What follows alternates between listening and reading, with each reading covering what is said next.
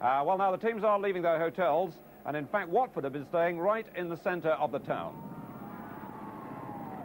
Watford, of course, one of the youngest teams ever to play in an FA Cup final. A lot have come through their youth team. And really, what a remarkable story it is. This side, built by Graham Taylor, under the guidance of Chairman Elton John, in the 4th Division 6 years ago, and now well established in the 1st, and playing in an FA Cup final.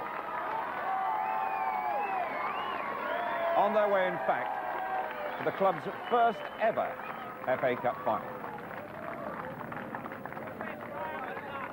A proud moment this must be for Graham Taylor. Just signed a new contract for Watford, and he'll be there until at least 1990.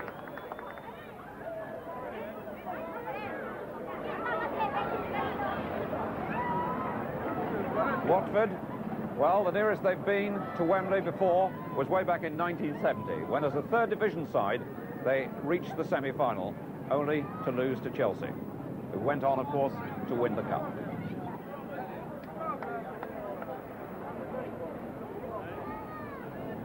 Rather unusual for a team to stay in the centre of its own town, in the midst of its own supporters, but Watford, very much a homespun club.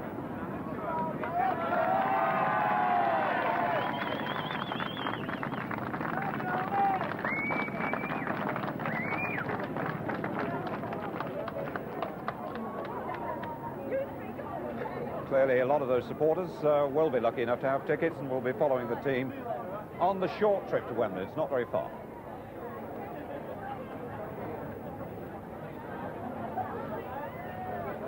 The coach especially decked out in the club's colours.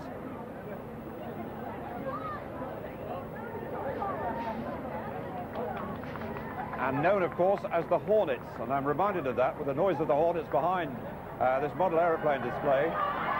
Buzzing around Wembley. But a welcome sound of the Watford supporters, I would think.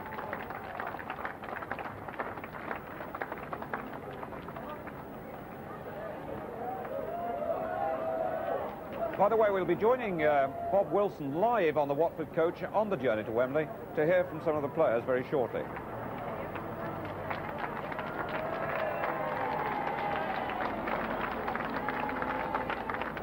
So, Watford on the way to Wembley.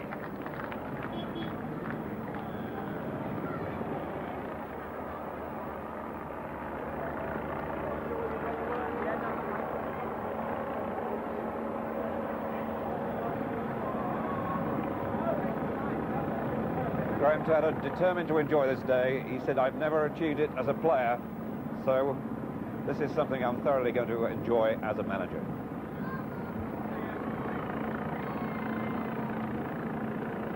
So, as Watford go on their way,